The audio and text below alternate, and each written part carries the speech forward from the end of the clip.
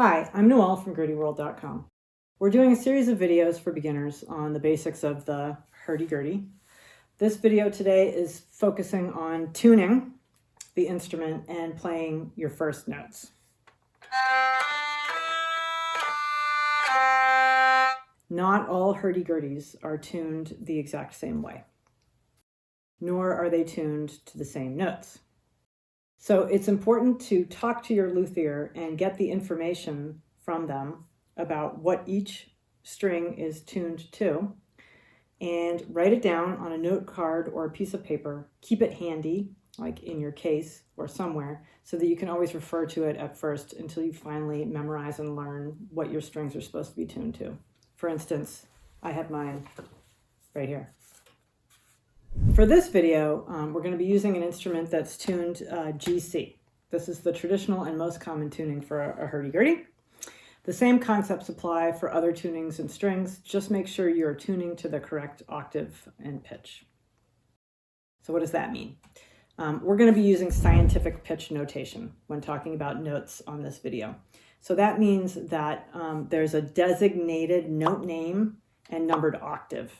And that means that the higher the number, so for instance, C4 is higher than C3. So the higher the number, the higher the octave, C3, C4, C5.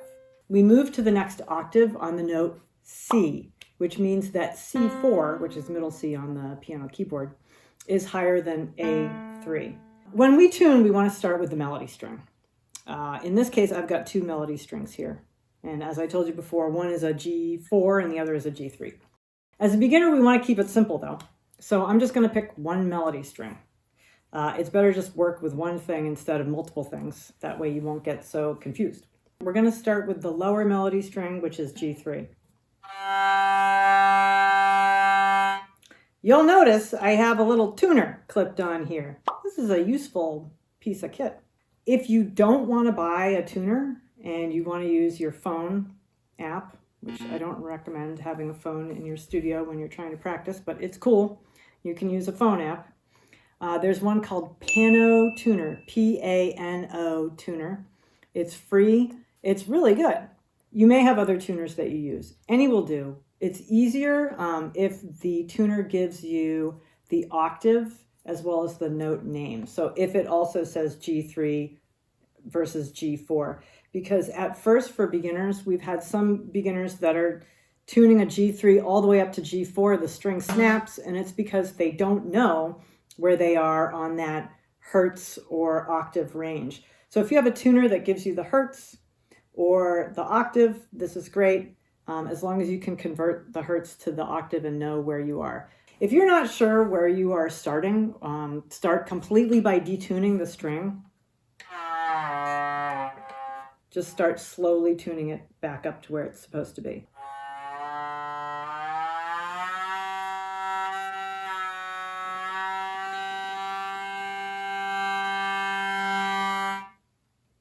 Spot on. Good to go. Wait for the tuner to start picking up that note and picking up that pitch. If you find the tuner isn't picking up any pitches or it's jumping around wildly, like some tuners have like needles or little spazzy disco bars, basically what's happening is that your tuner's just not working well because it's not picking up the pitch. Clearly you want to have a tuner that's picking up the pitch on your instrument. So if that's the case, get a better tuner, because you don't want to be struggling all the time every time with this, because every time you play your gurdy, you're going to want to make sure that it's in tune. You don't need to get the melody string perfectly in tune just yet. Just get it in the ballpark on the correct note or pitch, and I'm going to deactivate it. And I'll show you why, because we have other strings on this instrument. But first, a note about activating and deactivating the string. When you're activating and deactivating the string, you're putting pressure on that string. You're, literally stretching it out a little bit because you're bringing it up on the string lifter and off of it again. So it's going to go out of tune. So every time you put it back on the wheel,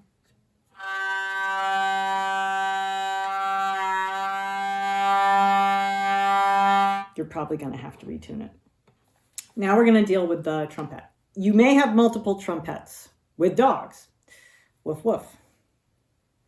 We suggest you pick the trumpet tuned to C4. If you don't have a C4, go with whatever you have. So now I'm going to tune the trumpet the exact same way I just tuned the melody string.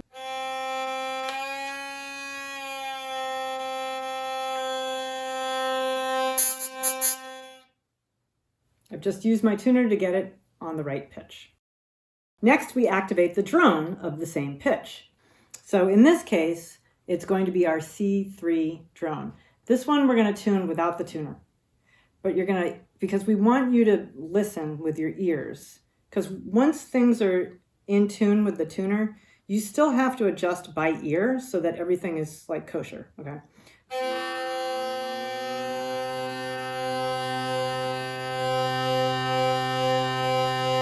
Now I've just tuned my drone to my trumpet. They're both in tune. That's how you're going to tune it by ear, because you want to get your ear used to what things should sound like. When one of the strings is not in tune with the other, you're going to hear like a warbly noise, like this.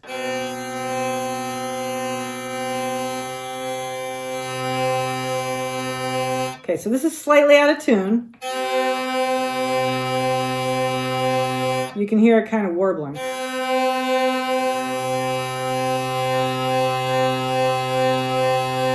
No warble. Got rid of it. That's how you tune the drone to the trumpet. Whoo-wee! Man, Ed, this is taking a long time. Okay, so the trumpet and drone are in tune. Woohoo! Now we go back to the melody string, who's been sitting there the whole time very patiently, just like Ed over there. Thank goodness for ender dragons. So we've tuned the trumpet and the drone to each other. So these are both tuned to a C family, so it should be a note within the octave of C. You can hear that, they sound good. But we have a problem because we have a G3 melody string. So here's the melody string, not very good in tune.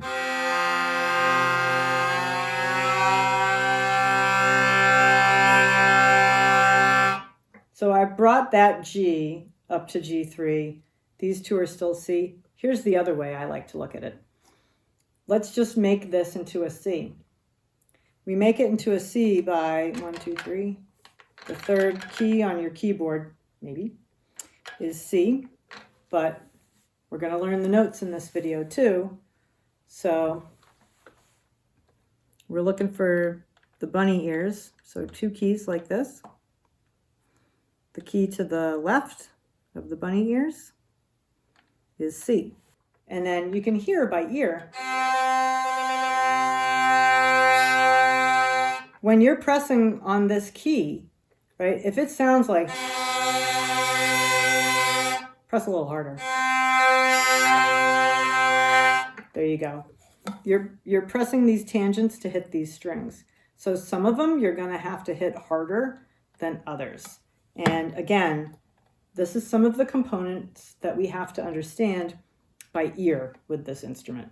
Okay, now, if you really want to, and you have 2 melody strings, which some of you might, you can tune the second melody string. So I'm going to tune my G4 to my G3.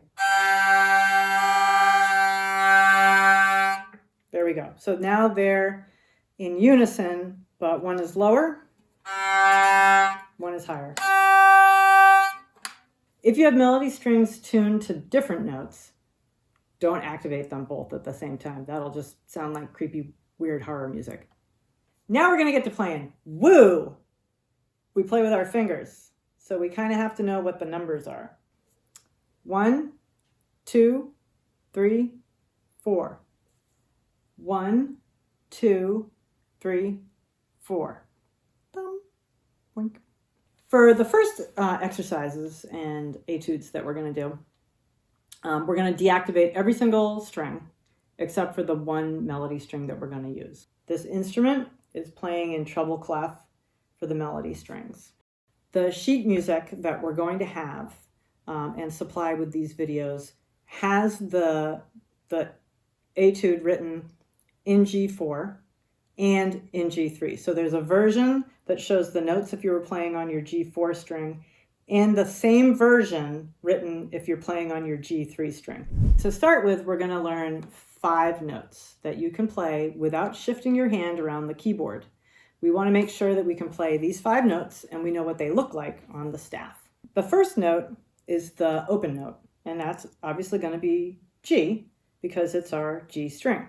So in this case, G, doink, doink, zzz, looks like this and sounds like that. This note on sheet music is denoted with 0 because it's not being played by any finger. Now I have 4, 3, 2, 1. I'm going to go 1, 2, third key up. There's those bunny ears. There's the two of them. There's the little bunny's head. So to the left is C. So I'm just going to put my fourth finger on C. The next note up is D. So I'm going to be using my third finger for that. The next note up is E. So I'm going to be using my second finger for that. And then finally, my last note is F, which I'm using my first finger.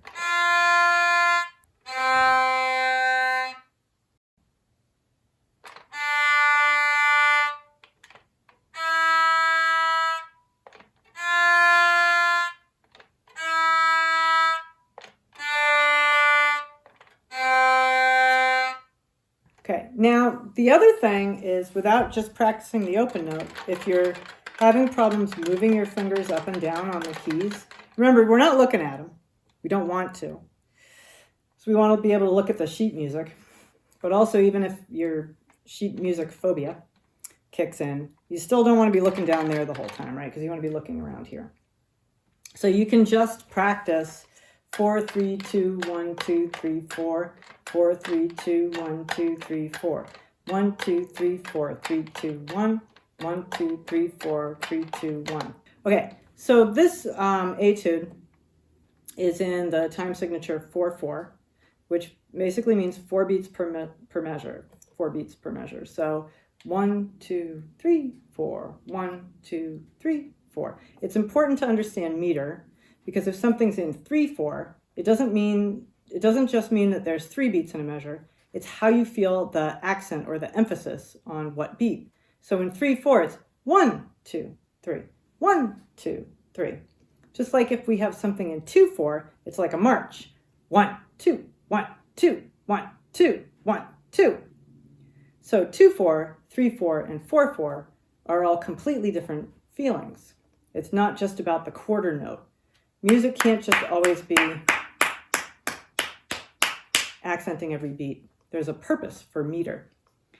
All of the tunes that we're going to play first for our first etudes are going to be in 2/4, 3/4, or 4/4, and they will only have quarter notes, which is the filled in note with the stem. That gets 1 beat, so it's the pulse of 1. 1, 2, 3, 4. 1, 2, 3, 4. 1, 2, 3, 4. And half notes, not filled in with a stem. Those last for 2 beats. 1, 1, 1, 1. All of the first pieces we will have will just be quarter notes and half notes to make it easy on you. Plus, I'll play them so you know what they sound like for reading purposes.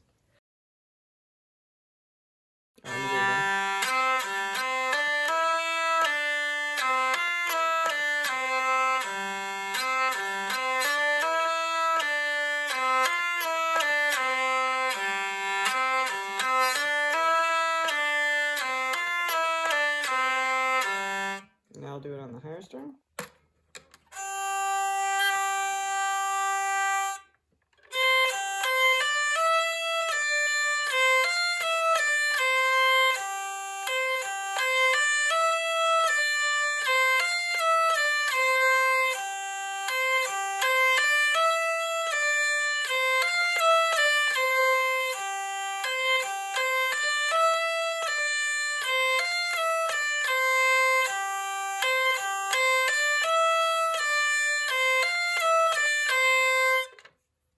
All of the information that I've talked about, as well as the PDFs and links to whatever, are going to be in the description below. So don't forget to like and subscribe so that you can get notified of the next video when it comes out. And if you have any questions or comments, please comment so we know what we can do better to help provide all of you beginner hurdy-gurdy players with the information and resources that you need.